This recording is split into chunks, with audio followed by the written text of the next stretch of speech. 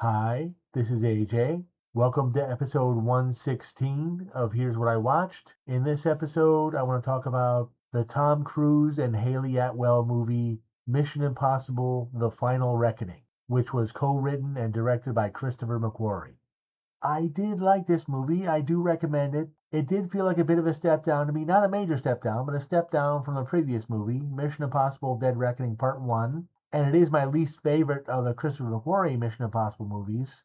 But it still did work well enough for me that I would say it's worth watching.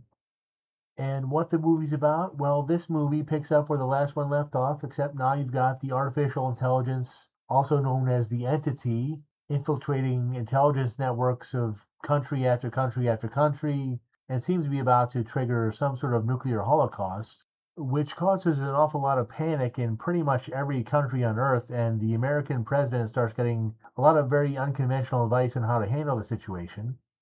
And of course, Ethan Hunt and the IMF team try to stop the Entity from destroying the world, and there are people trying to stop them because they want to control the Entity instead of destroy it.